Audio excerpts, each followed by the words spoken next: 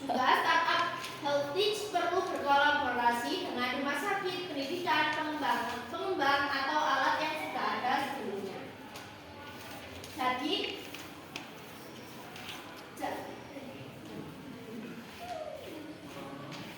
Jadi dapat disimpulkan bahwa jika kita ingin mendirikan perusahaan startup, kita harus berkolaborasi dengan banyak bidang-bidang seperti bidang pendidikan, berkolaborasi juga dengan rumah sakit, pengembangan dan juga alat yang sudah ada sebelumnya, ini seperti alat-alat medis ataupun alat untuk konsultasi lainnya.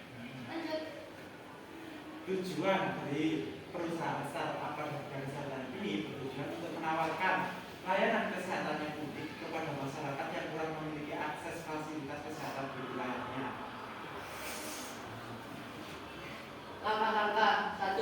Mengidentifikasi nilai-nilai inti. Pada poin ini yang harus dilakukan yakni menentukan visi bisnis, keterampilan manajemen, dan pengalaman dalam bidang kesehatan yang dicari. Langkah-langkah selanjutnya adalah 2. Membangun tim yang kompeten. Membangun tim yang kompetitif sangat diperlukan dalam mendirikan sebuah perusahaan. Dalam bidang ini diperlukan pakar teknologi, penggemar kesehatan, dan pembisnis. Prioritaskan biaya karena tim harus memiliki visi dan antusiasme yang sama. Desain dan pengembangan perangkat lunak. Dalam hal ini dapat membuat perangkat lunak bertujuan untuk mengorganisir waktu dan pasien, mengelola pembayaran dan mengecek kehadiran finansial. Juga dapat membuat aplikasi yang memungkinkan pengguna untuk membuat akun pribadi, berbagai catatan medis, membuat janji konsultasi secara online.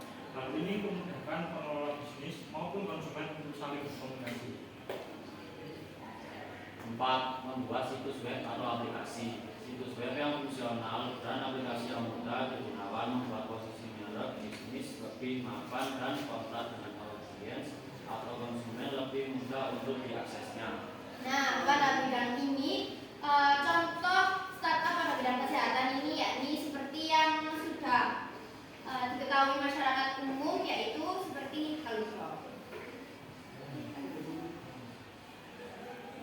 Nomor 5 yakni mematuhi peraturan.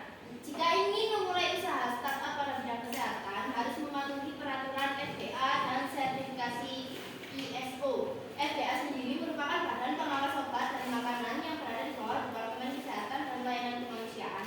Sertifikasi ISO yakni proses penilaian terhadap suatu bidang perusahaan untuk memastikan mereka memenuhi standar internasional maupun nasional yang ditetapkan. Baik, cukup sekian presentasi dari kami. Saya ucapkan terima kasih dan wassalamualaikum warahmatullahi wabarakatuh.